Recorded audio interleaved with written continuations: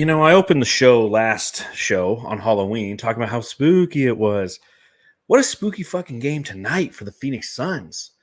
They welcomed the Portland Trailblazers, who are playing on the second night of a back-to-back, because that's what the Suns do now, apparently, is they only play teams that are on the second night of back-to-backs. But they welcome DeAndre Ayton and the Portland Trailblazers to the Footprint Center on a Saturday night. A weird one here in Phoenix, if you live here locally. It actually rained. I was actually kind of shocked that it was raining.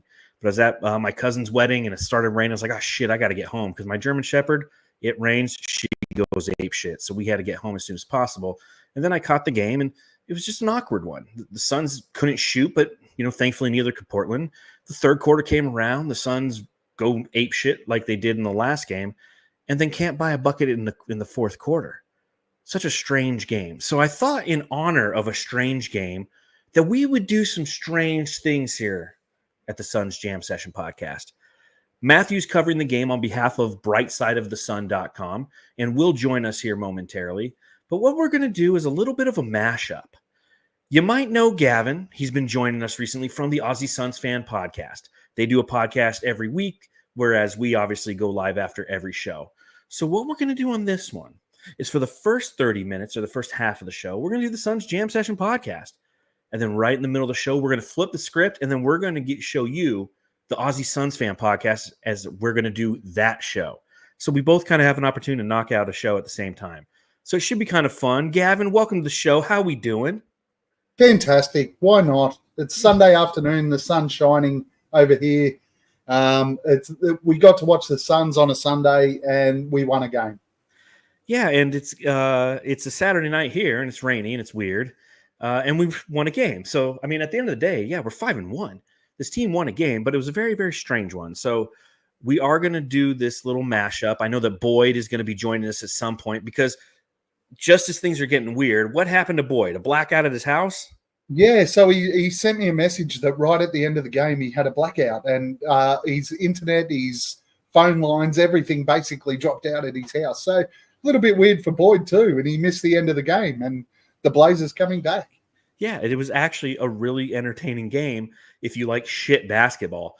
Suns do win 103-97, but it could have been much, much better than that. So we'll talk about that and much more on this edition of the Suns Jam Session podcast / Aussie's Suns Fan podcast. My name again is John Voida, managing editor of Bright Side of the Sun. He's Gavin. He runs the Aussie Suns Fan podcast. We're going to pop him because we got him. I'm still not drinking beer because I'm still recovering from like a hangover 3 days ago. But pop him with me, Gav. Let's talk about this weird game.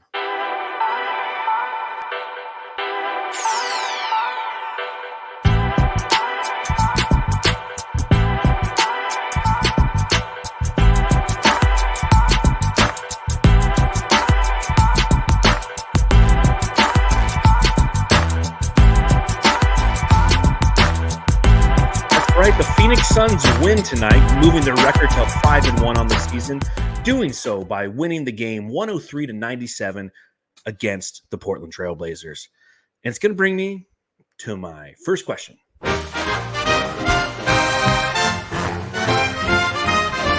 Matthew, I've got to ask. Now, obviously, you're not Matthew. So, Gavin, I got to ask. Looking at the chat, and again, thank you to everyone who's joined us, whether you're on the Suns Jam Session channel, you're on the Aussie Suns Fan channel, or you're listening to either of our shows at a later time. My buddy Joe Casillas says, oops, I clicked the wrong one. He says, it's never easy. So my question to you, Gavin, is it ever easy? Well, for us, it certainly doesn't seem that way, does it? It's certainly early doors in the last quarter. I started seeing the messages on our group chats and all that sort of stuff. We're going to finally get to see Bowl, and all the fun stuff's going to start to happen. And then it didn't. Yeah, it was, again, as I mentioned earlier, a very, very, very, very, very strange game for the Suns. They come out in the first quarter and they're just flat, right? 22 points in the first quarter, 21 points in the second quarter. 27% from the field in the first half. Just not Suns-like, especially with this offensive team. And, again, thankfully they were playing the Portland Trailblazers, who weren't faring much better. They only shot 30% in the first half. The Suns were 8 of 27 from beyond the arc. It's 30%. I mean, you go up and down the box score, and it's just a lot of misses. Why do you think that was? What caused this weird November 2nd or 3rd, if you're in Australia, game for the Phoenix Suns? It was clear that Tom Brady was in the building, and the balls were overinflated. They were just.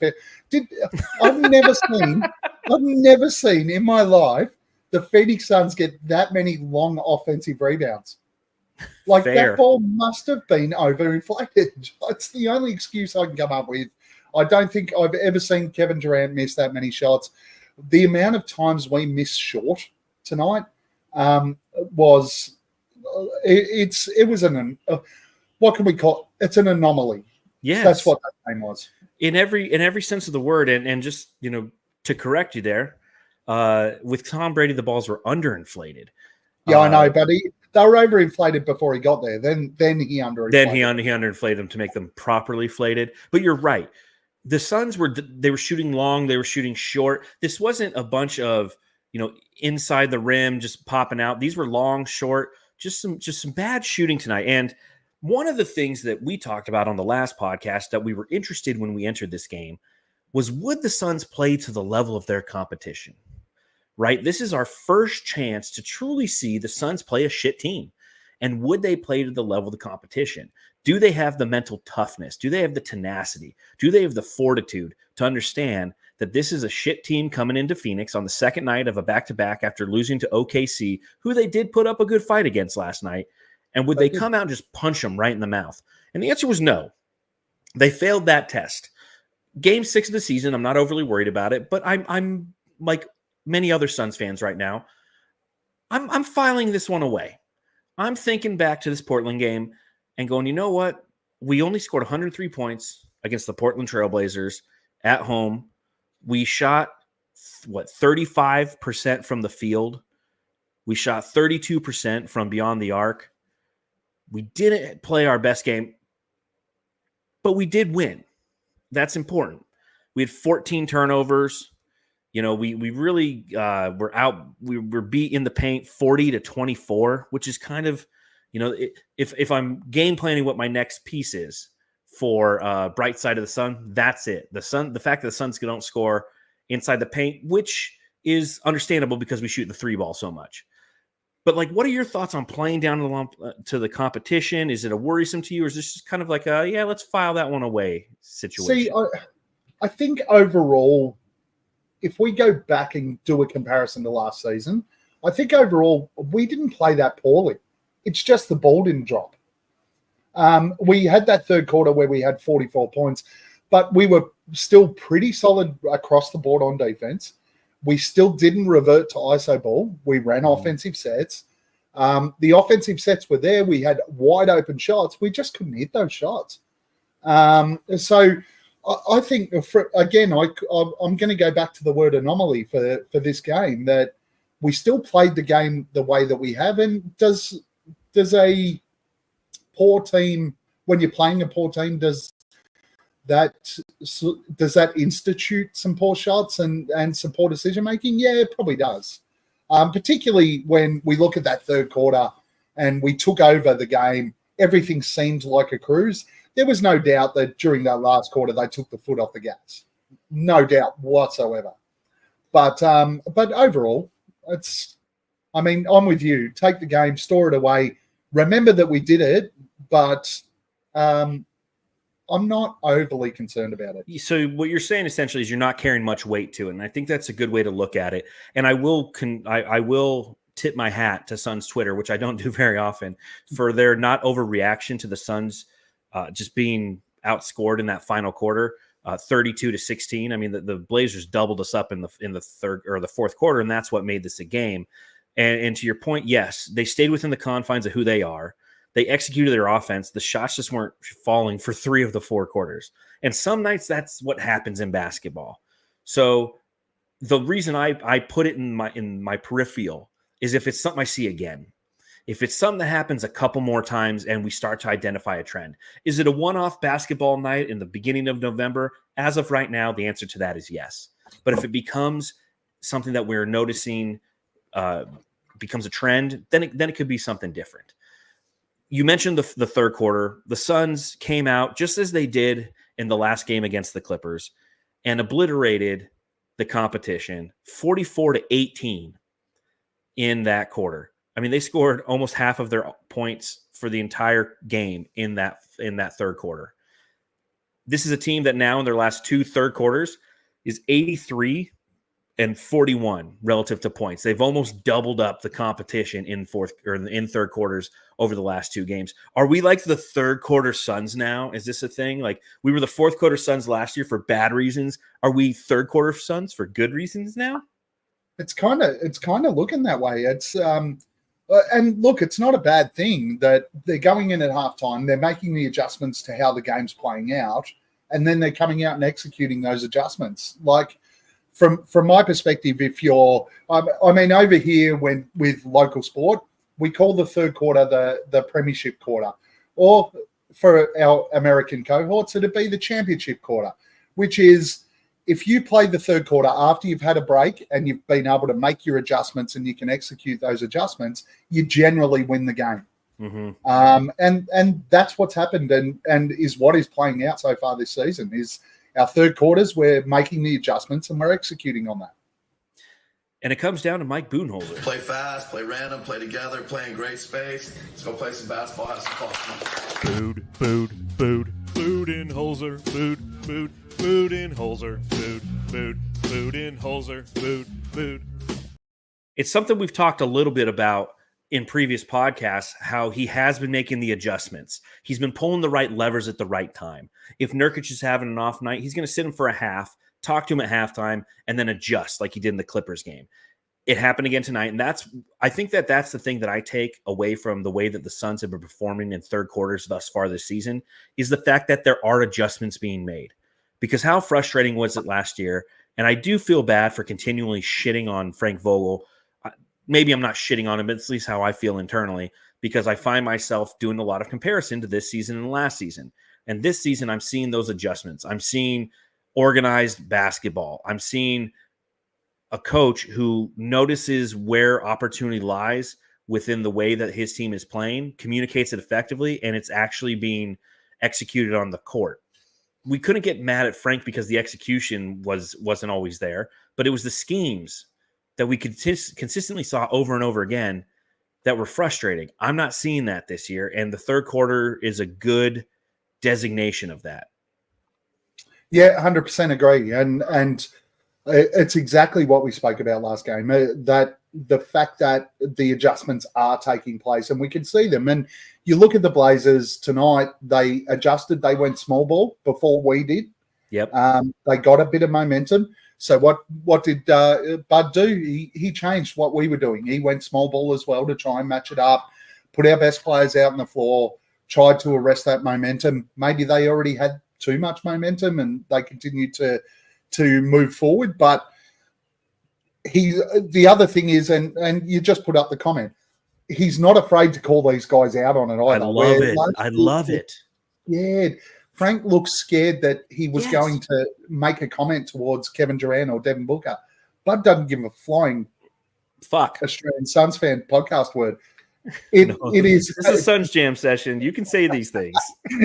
He doesn't seem to care. He's the head coach, and if you need to be called out on it, you're going to be called out on it. Yeah, Frank would just kind of stand there with his hands folded on the sideline, pacing back and forth, and he'd look mad. But then, like Kevin Durant or Devin Booker walk by him, and he just continued kind of walking. Like he wouldn't.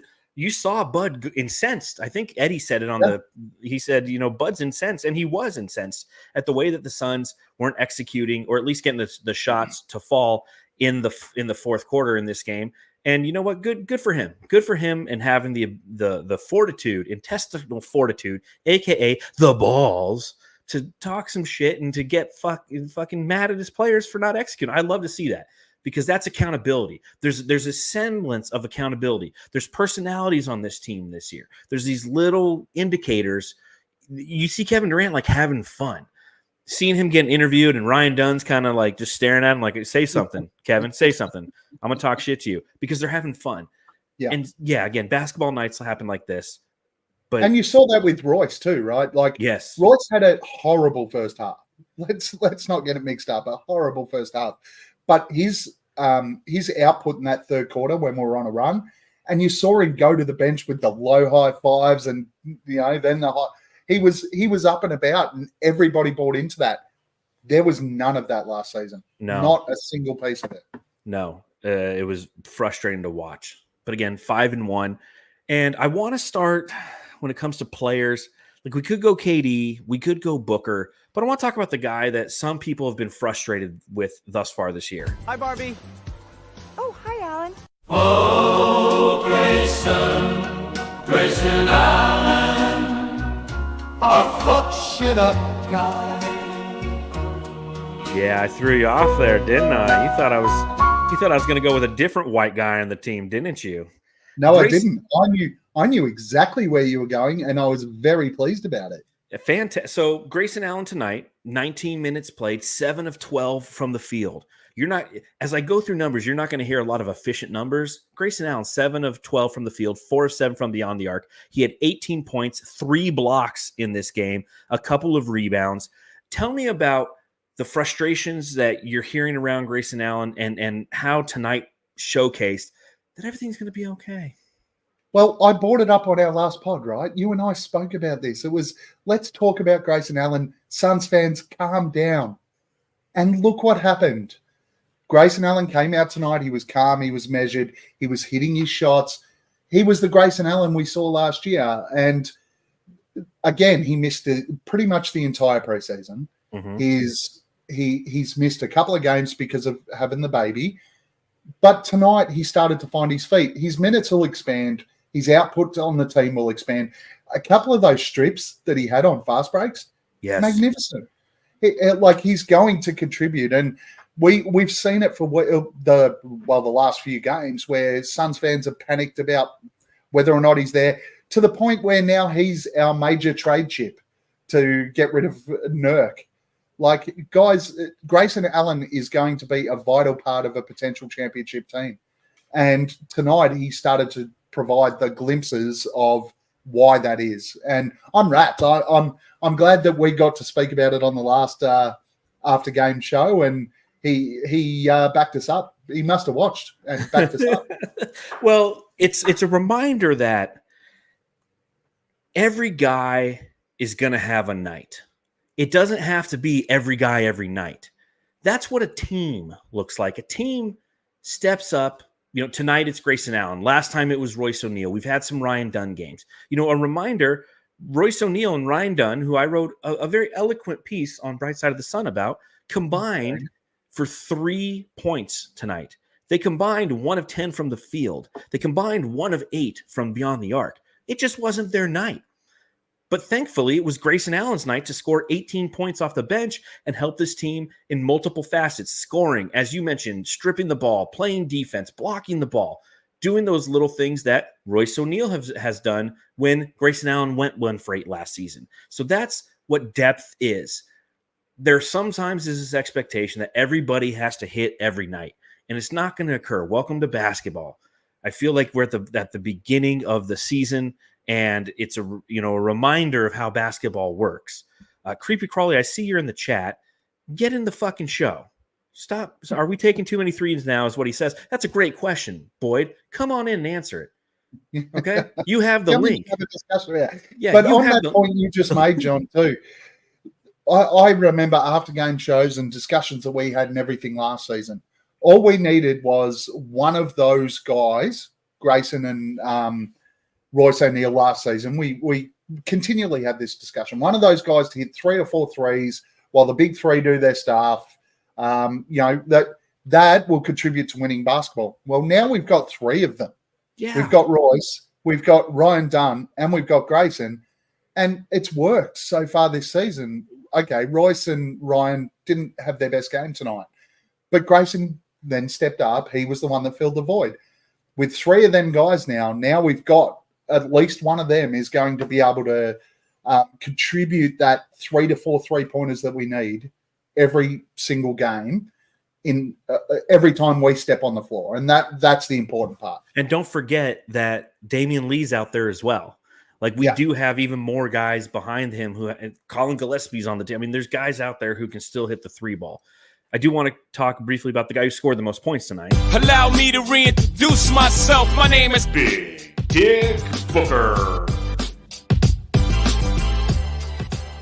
So it was 28 points tonight for Devin Booker, 9 of 23 shooting. So 23 shots to get 28 points, 2 of 10 from beyond the arc. But he had 9 rebounds. He had 9 assists in this game. What'd you see from Devin Booker in this one, Gav? Well, once again, it's the early season panic about the first 3 games of Devin Booker, and he doesn't know where he fits and what's he going to do. Devin Booker's just back to being Devin Booker. And when the game was on the line, when the Blazers got really close there was that one play where the ball went into the corner and there was nothing else that Devin Booker was going to do apart from shoot that jump shot. And it was crisp. It was so nice. It got in there. There was no way that shot was missing. And again, he was the best player on the floor. He controlled the tempo for the team. He didn't shoot his best from beyond the arc tonight, but still, it's the panic for whether or not Devin Booker had slipped into Olympic book too much.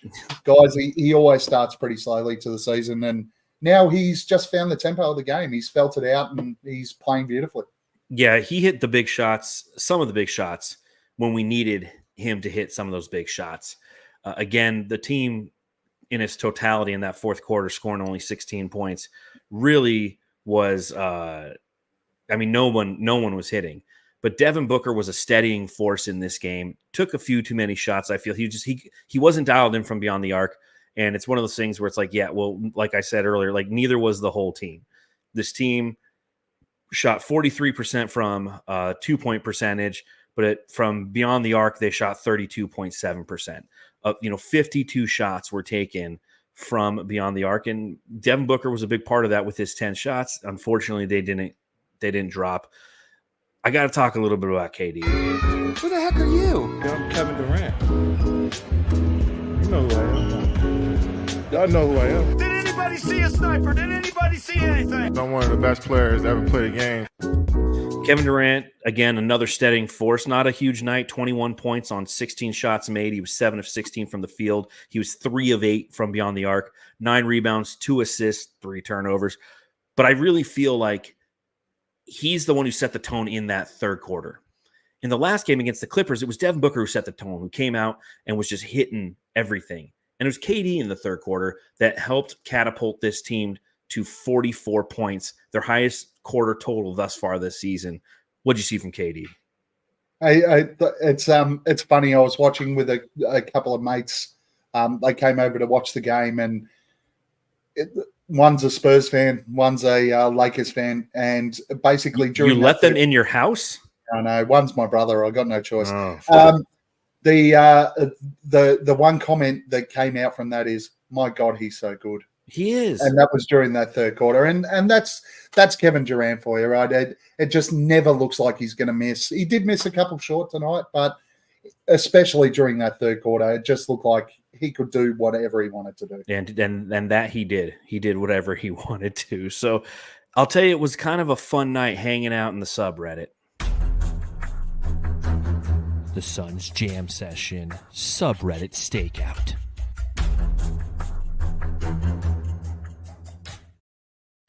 Where is she? I can barely see that I'm Batman here.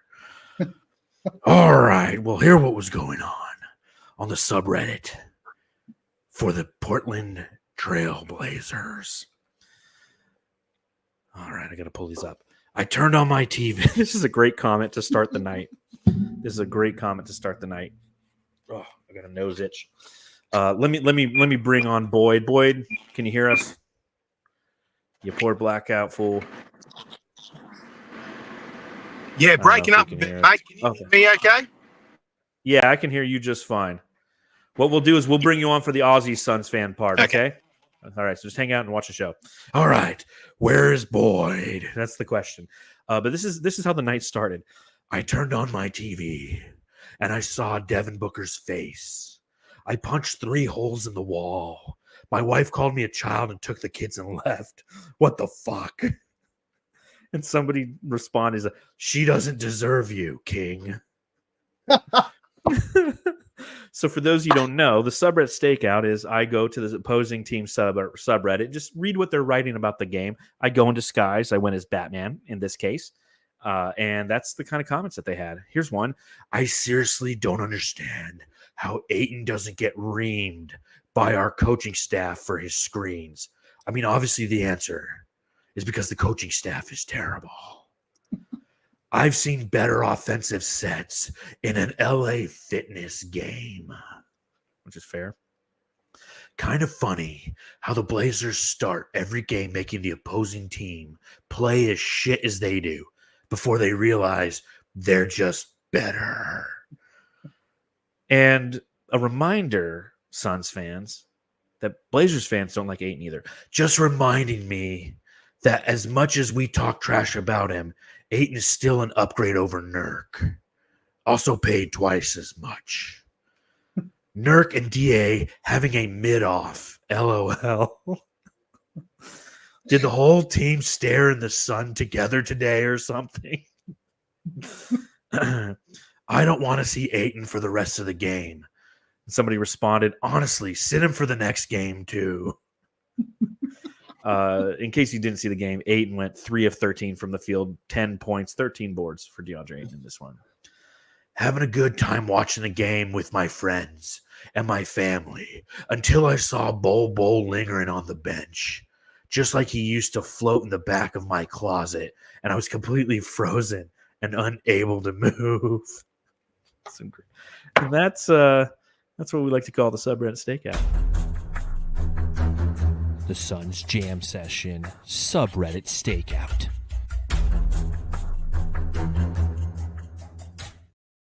Those are some elite comments there. I've got to give Blazers fans on subreddit credit. That's some quality material. Yeah, that's like sometimes you go into like Clippers fans are lame on subreddit stakeout, but the Blazers fans, man, they're funny as shit. I was laughing my ass off the whole game. All 6 of them, they got really excited about it. You'll be surprised. I will say, like working for SB Nation and managing Bright Side of the Sun, the highest volume site is the Blazers. It's like Blazers, Celtics, Spurs, and we're like number 5 or 6. But the Blazers, it's all they have. So just got to kind of give it to them. But all right, let's hand out some of that old hardware.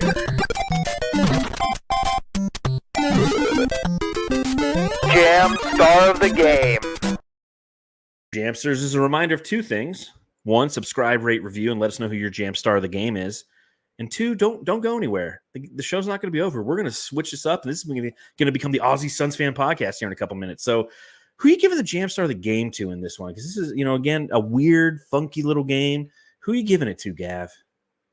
I think the obvious way to go is the man who almost had a triple-double. But I'm going to give it to the man that I supported on the last podcast and came out and showed Suns fans to stop overreacting.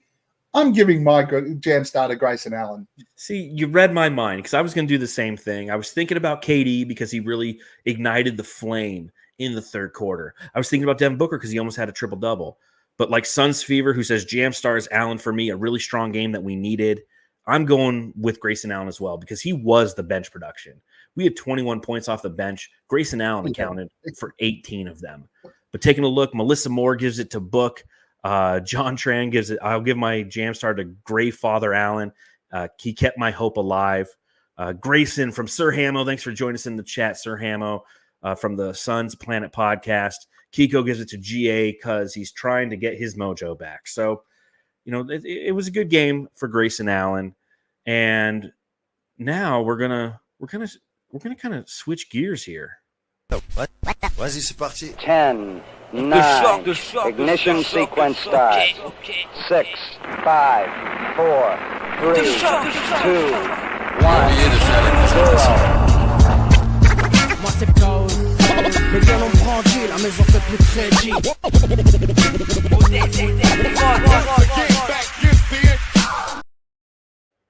Whoa, we're look at us. We're at the Aussie Suns Fan podcast all of a sudden.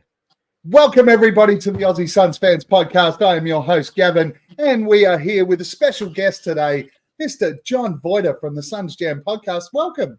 Hey, John, how are you? It's great to look at. I'm here with Gavin. I'm here with Boyd. It's been quite some time since I've been on this here podcast. It's always a pleasure to have you here, mate. We love talking Suns basketball with you. Plus, you know, I don't know because it's Suns Jam co-streamed whether or not you can drop the words that we normally drop on here, but let's see. Yeah, we can, you cunt. And of course, we're joined by everyone's favorite piece of shit who's just in a blackout zone at the moment. Boyd, how are you, my friend? Oh, it's fucking horrible, mate. Australia sucks ass. We're fucking it's supposed to be the 21st century, and we've got fucking internet and power issues because the temperature goes over 30 degrees. It's fucking bullshit, man. All right, hold on. So 30 degrees. So that's 9 times 9/5 plus so 30 degrees. It's 105 out. I don't know. Yeah, let's just double check. Oh, fuck. And you took your fucking conversions. Hey, I'm going to be perfectly honest, man. I just it happened at halftime, and then I hotspotted off of my son's 4G fucking Android piece of shit phone that I bought him. Wow. Because he's with another network, and yeah, so I got really patchy parts of the second half, and I saw we were coming back. We went into the half at a deficit. We're coming back, and was there a 5-minute period in that fourth quarter that we didn't score a point? We were locked at 97. The Suns had a blackout too on offense. Yeah, the Suns had a blackout.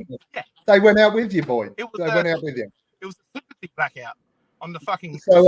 So, John, David Ray, and Mark Brooks are right in the chat. It's about 86. Okay, I tried. 9/5. It's just bullshit. It's still cool for you guys over there, though. That's nothing, right? 86 degrees, dude. It's 86 is a nice day here. There you go. Absolutely. So, as we do with the Aussie Suns Fans podcast, let's do a quick wrap up of what happened over the course of the week. The beautiful thing is we don't need to wrap up what we did today because we've already done that. So let's wrap up our game notes for the first 2 games of the week. Of course, the first game of the week was against the Lakers, and our game notes came from me, yours truly. Game 4 versus the Lakers. Flexible roster changes that suits the game. We've spoken about that a couple of times on this podcast and the last. Ryan Dunn is legit. KD and Book, the ball movement is real. Royce is a dog. We saw the worst of Nurk after seeing the best. Our turnovers were limited, and our player of the game was Kevin Durant. Any comments on that Lakers game, gents? If you can remember, it was a while ago now. I'll let Boyd go. Yeah, so this is the one where they fucking lit us up in the first quarter, right? Same as correct. We did them. Yeah, correct. Yeah, but what's going on? It's like a tale of two halves with this team. We can see the worst, and then we can see the best, and it's a fleeting. It's an ever so fleeting moment that it changes, and I can't for the life of me pin or put my finger on what it is, and I want to get frustrated about shit, but I struggle. But yeah, look, that was I was fucking shitting in my pants at the start of that game, but then we came back and look, I really you guys were talking earlier about in-game adjustments, and I really think that Budenholzer addressed the issues. I think that we started running a lot more. We started initiating more plays through our point guards, funny enough, and broke out of that ISO slump that we jump into from time to time. But yeah, it's hard to remember the actual intricacies of the game because I'm still caught up in this one just gone. But yeah, look, it was again, it's hard to put my finger on it, but yeah, we need to see more sets initiated by both Monte and Tyus. And I think I recall seeing there was also some stretches in that game where we didn't have either of them point guards on the court. And I just don't don't feel like we can afford to not have any of them guys on there. I feel like the offense struggles to get to after initiating a first play, having a backup plan B and a plan C when these guys aren't in there. So I think that's all I got for that one, Gav. Yeah, so the Lakers game, that's one I attended. I covered that game for Brightside, and it was very interesting because, as you mentioned, we were down 18 to start that game out of nowhere. It was just like, oh, man, we're getting boat raced. Anthony Davis did whatever he wanted. The anti-Nurk crowd had fuel to their fire about, why they don't value Nurkic is because he can't stop AD, and he never has been able to. But what changed that game was the insertion of Ryan Dunn and Royce O'Neal. And it was the first time we really saw, the R&R, or, Gavin and I were talking because in Australia, you guys dial 000 for emergency services. So the 000, because that's all their, both their jersey numbers combined, the emergency services boys come in. And there was a very, you could feel the shift in the stadium because all of a sudden the defensive intensity arose. Bradley Beal double stuffed Rui Hachimura on a play and got the crowd involved. And I was sitting next to Earl Burnett, who runs I forget the name of his podcast and his radio show, but he's somebody I watch games with, and we're like high five. We're like, fuck yeah, this is awesome, So, oh shit, look, it's Matthew. Matthew, welcome to the Aussies Suns Fan podcast. Hello, Matthew. Thank you for freezing. So I thought it was just a really. It was a great win because it was the Lakers. We had to claw back into that one, and we gave up the lead, and then we came back. And I thought that was just a very, one of those. It was one of those games we lose last year, and that's what I remember about the Lakers game. That's why it was important to win that one because we won it. And not only that, it's one of those games we never come back in. It sits at 20 to 25 the entire game. I think most of those games last year where we got blown out early, it was the closest we'd get back is sort of maybe 10 or 12, but we'd still end up losing the game by 18. But game notes, game 5 versus the Clippers from Boyd. Book finds his rhythm. We saw last year's Suns in the first half and this year's Suns in the second half.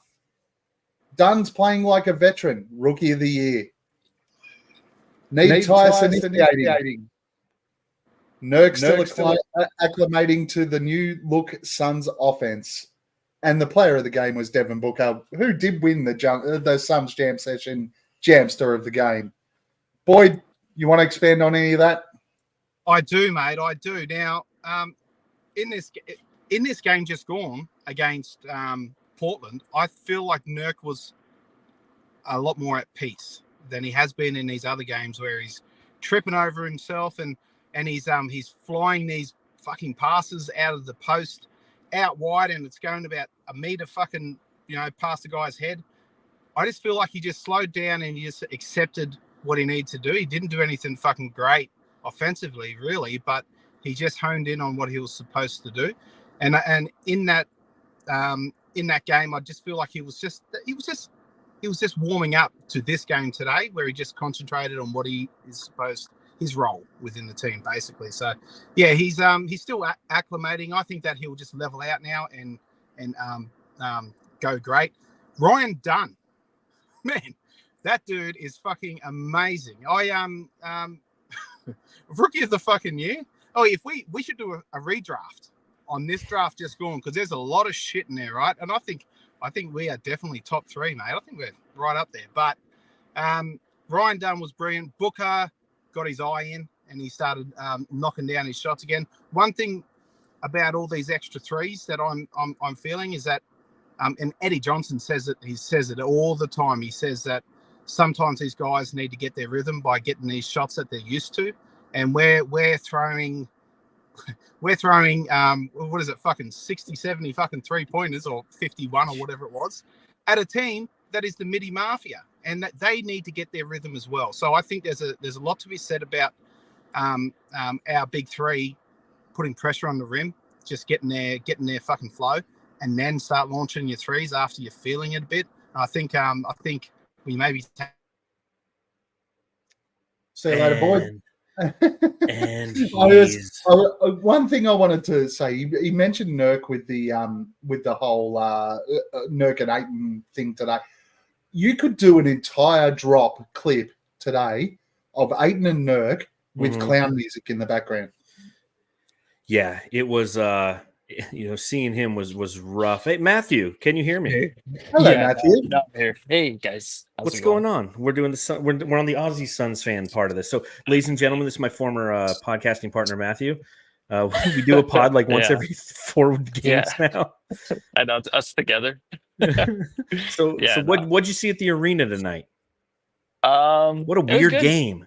Yeah, definitely very weird. I think the weirdest part was really the first half and how they had the 10 scored field goals. So I think they were like doing t-shirt tosses during the game because it was so bad. Like seriously, that they were coming out throwing out t-shirts. Like, oh, they hit a 3-pointer. Let's give out t-shirts, get this crowd going. So it went from that to basically taking the huge lead, and then you just felt like, can we get Bol in? And that's what everyone was chanting and wanting, and then it just turned into a 2-point lead. So it was a very, very strange game here. For sure. Ups and downs. What was the energy like in the building? Because obviously, you mentioned that they're sitting there, they're saying, hey, we want Bol. And then all of a sudden, like you said, it's a 2-point game. We had 16 points in the fourth quarter. Was there a sense of urgency, or was it just like, hey, we know we got this. This just kind of sucks that we don't get to see Bol? Yeah, so it was one of those things with the team. They talked about in the post game where, it's a 26-point lead. Brad looks at it. He talked about it in the locker room. He wasn't out there in the press conference, but he was in the locker room. He talked about how 26-point lead, you kind of get, oh, we had the lead, we're going to kind of just sit back a little bit. And that's exactly what happened. But Grayson Allen said too, like, they had good looking shots, they just weren't going in. So it was a little bit of both. So I just think the Suns, it's weird because even like last year, like, how there was like no energy ever. Like this year's like, there's a lot more energy, but it just comes and goes. So, I mean, it's early in the season, but like today in this game, starting out this slow, and then the third quarter was just crazy. And the fourth quarter, everyone's just kind of ready to go home. Like it's never like a full game of like, oh, like, come on. It is the Trailblazers, obviously. So it was an easier team to play. Yeah, but it was a good team to have this happen against. And real quick, David Ray in the chat, he says former with a bunch of question marks. I'm joking. Matthew's not my former podcast host. It's more of the fact that just because of with social events and things of that nature to start this season, we haven't done the podcast a lot together because Matthew's obviously covering the game tonight, and but we'll both be covering the game for everyone on Monday when we talked about Philly and Joel Embiid shoving people and whatnot if he's going to play. And oh my gosh, what a nightmare that is. So it's that time of year too, though, right? There's a lot happens at this time of year. Oh yeah, and especially in our family, like everyone we know is born in October, so there's always birthday parties and things like that. And then there's Halloween, and I had a cousin who had a wedding today. So don't worry, Jamsters, we'll be back. You don't have to hear Gavin anymore. No, thank you, Gavin. I mean, it's been 3 pods in a row, right? Yeah, I'm like just no. I think Jake slipped in to one in between. Maybe. Jake does that. He just he's like a stray wiener at an orgy. He just slips in, and he's like, "Whoa, Jake!" A pokey one, a thorny one. Yeah, you're like, "Whoa, dude, ripped for my pleasure." What do you mean? Hey, I was gonna ask really quick. So during the post game, like you're recording their answers, you can use those, right? Heck like yeah. on Twitter? Okay. Because I know someone else is asking it, but like everyone records it and posts it. So I think it's okay, right? Yeah, like Trevor Booth always does that. You don't have to ask the question to record Wayne it. Rankin does it. Yep. Gerald does it. Just making sure. I didn't want to stir any, I don't controversy. Who all came in and spoke at the post-game press conference? So it was Coach Bud in the beginning, which was very short. He was really focused on the third quarter and how well the Suns had played. He didn't want to talk about the fourth. He didn't care. He said the Suns played very well in the third. That's all he was worried about. After that, we had Devin Booker. Very short. What else can you really talk about? He just was talking about, the triple-double thing where he's just, it probably will never happen. He's okay with the playoff one, but regular season, he can care less. So he wasn't focused on that. But they were just saying the same stuff, like, we're up big, so you're going to kind of let loose a little bit. But I think that Grayson Allen kind of hit the nail on the head. just with his first real good game, him kind of trying to get into the flow of things, like as like the sixth man, the seventh man on the team, and tonight was a great game, obviously by him. So everyone was just kind of really praising him, but then also talking about Bradley Beal stepping up tonight too, coming back to fill in for Ryan Dunn, who had a rough night. So it kind of just, it's all interchangeable where, Dunn's out of starting line with Beal's in, and then Allen has a huge game off the bench. So it's always just like different guys stepping up, I feel like, every night. It's exactly what we talked about earlier. We both gave our jam star to Grayson Allen because he was the bench, 18 of 21 scoring in this game. So do you want to stick around and finish off the Aussie Suns Fan podcast with me, or do you want to start, or do you want to go home on a Saturday night? I'm going to actually go finish some stuff for an article here, and then I'm going to go home. All right, sounds good. Well, thanks for popping in. It's a late night on Monday. It's an 8:15 game. Ooh. All right, thanks. All right. He's gone. All right, well, Boyd's gone as well, so it's back to you and me, and we're doing the Aussie Suns Fan podcast. So what you normally do on your podcast is you recap the games, because, again, you're a weekly podcast, so you recap the games. We've recapped the games. What's next?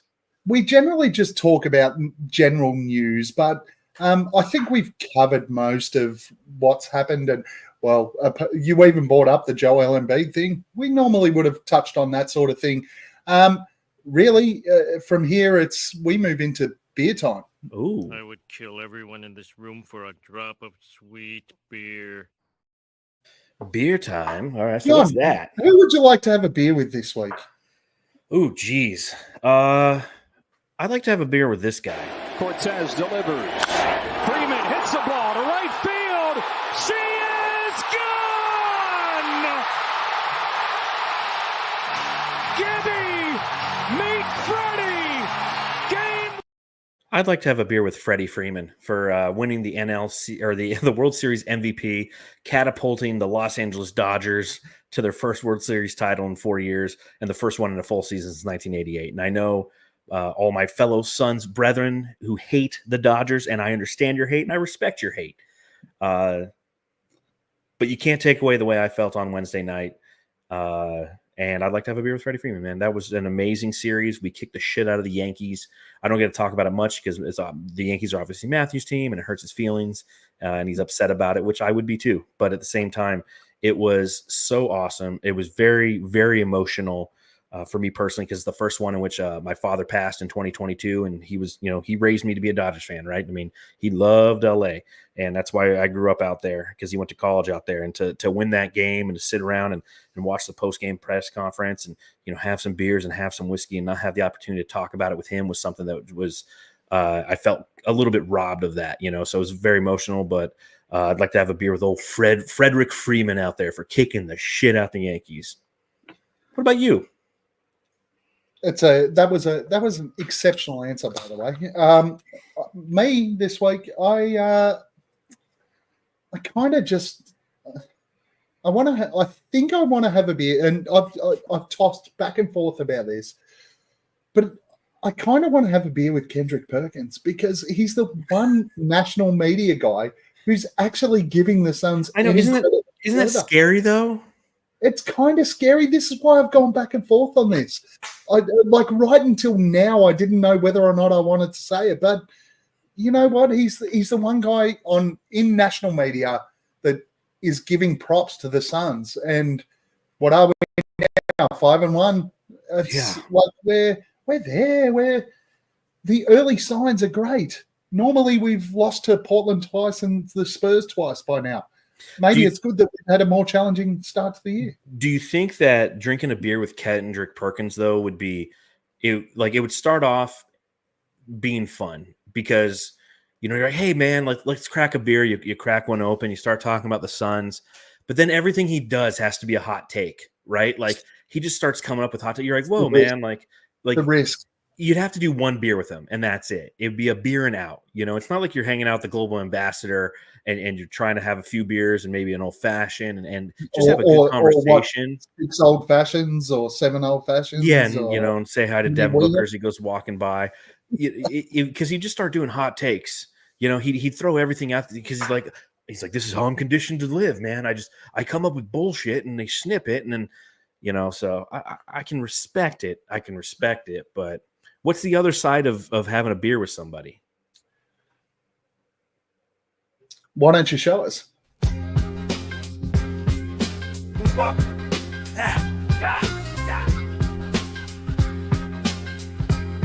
Fuck that guy. I love that drop. It's Dan Duarte's. Do you know how many podcasts I had to scrape to find him saying actually fuck that guy? Like we all thought that he said it a bunch. I had to go through like 18 episodes to find that specific audio to put it into that drop. It's that's surprising. So over the course of this week, John, as you watch basketball, took in content, did everything else, what moment made you stop and say, you know what, fuck that guy? This is a tough one because I want to start with just some of the comments I'm seeing on Twitter as it pertains to Nurk, and I just want to say fuck all those guys. Everyone's entitled to their opinion, and obviously I have mine, and I have a platform in which I can express that opinion. And we all do by having Twitter, but like obviously I have a podcast. I manage Bright Side of the Sun, so I put my thoughts into words and I publish articles about different things. Although I haven't written anything really deep diving into Nurkic, the rest of our writing team has. They've given kind of both sides of the argument. So one of the things, and you're well aware of this in some of our group chats, is like I really want to focus on positivity this year. It's been, as a Suns fan base, it's been toxic. It's the one thing I don't like about doing a podcast and writing is dealing with some of the negativity. I can deal with people challenging my opinions on things. That's okay. Like I don't care. Like we should have a positive discourse. But when you start to get into just like idiocracy and people being like, oh, we could just trade Vucevic for Nurkic. And it's like, no, like the math doesn't work out. Like I can't talk about the second apron anymore. And people just bitching and moaning about Nurkic. It's like, okay, that's fine. Bitch and moan all you want about Nurkic. You're valid in doing so. But what's your solution? You don't have one? Fuck that guy. But I changed off of the Nurk topic, and it's the guy who wrote the article that caused Joel Embiid to push him. Fuck that guy. Because, again, it gives guys like me like a reputation around players like Kevin Durant. There's a reason why Kevin Durant blocked me. It's not a personal thing. It's not like he hates me personally. He hates the idea of me because I manage Bright Side of the Sun, and I write articles about things that might challenge aspects of the way that he plays basketball. And you have the guy who wrote about Joel Embiid's son, Joel Embiid's brother who passed away 13 years ago. And when, again, this is very early reports, it happened hours ago. But if that guy wrote those kind of things and Joel Embiid, pushed him for it, then good. Same thing. I don't know. Do you know who Jason Kelce is? Yes, of course. So everybody knows. Okay, so Jason Kelce, some guy was saying some very derogatory things about his brother, and he turned around, he threw the guy's phone, and then he started using derogatory terms back to him, and everyone's like, oh, "How can he yell at that guy?" It's like all these people are just it's the trolls, man. So how about that? Fuck that guy. To all the trolls, the Twitter trolls about Nurk, the guys who are trolling Joel Embiid about his son and his dead brother, and the guys trolling Jason Kelce, like. Fuck all you guys, man. Like, just be better. Be more positive. Let's focus on positivity in this world, man.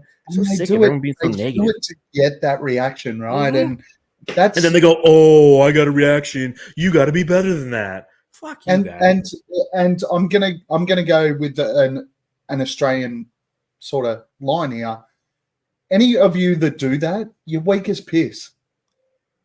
Like, get your own shit. These guys work their asses off to become who they are. They provide us with entertainment. And you just want to cut them down. And then when you get a reaction, all of a sudden it's, oh my God, they're the worst people in the world because come on, guys. Seriously. And I get it because, I have some people in those comments, at least that I see on my Twitter. It's like, well, you take shots at people. You take shots at Nate at 8. And I'm like, I might take shots in jest, but I'm never trying to actively be malicious. And some people are doing a couple things. They're actively trying to be malicious to other people, or they're trying to create those got you moments where where they incite an action that creates a reaction, and then they use that reaction to benefit themselves. That's not what I do. Okay, so as our good friend So Says Jay says in the chat, hashtag positive vibes only, which is actually like his moniker that he uses on Twitter to remind us to have positive vibes only. So a couple of times this week, I'm going to go outside of the world of the Phoenix Suns, but I love sitting back, watching the NBA while working, NBA going. You know, I just love watching NBA basketball. But some of the people that play NBA basketball really just make me stop, point at the screen and go, you know what? Fuck that guy. You are one of the... If you can't... Because you're not really... I don't even know how you're still on an NBA roster, let alone getting minutes. But you run around sniping blokes. I don't like Jason Tatum. I'd like Jason Tatum sometimes to fall over and hurt himself. But I don't want to see guys running halfway across the court and hip and shouldering, deliberately trying to take guys. That's just like Pat Beverly shoving Chris Paul in the back. It's weak as piss. It's soft. Pull your head in. Play the game if you're good enough to play the game. You know what you did? You airballed a layup. You went out and you tried to decapitate Jason Tatum. Just play the game. Who was this? Grant Williams, that plays for Charlotte. Oh, I didn't realize that happened. Grant Williams is one of those guys. He's a dangerous player. There's like a short list of dangerous players. Pat Bev's one of them. Grant Williams is one of them. Jackson Hayes is one of them. Giannis is one of them. Giannis is another one. He's one of those guys who starts to, when things aren't going his way, he throws a fit and he does some like a very aggressive. Like you can watch highlight tapes of Giannis Antetokounmpo like actively trying to hurt other players in his fits of losing. And guess what? They're losing a lot there right now. What are they, 1-4? They're 1-4. Philly's 1-4. It's been a very interesting start to the NBA. The Suns are 5-1. What? But even and you mentioned Philly, Embiid at times does that stuff. Grabs guys by the leg when he falls over and flops on the ground, and then grabs people by the guys.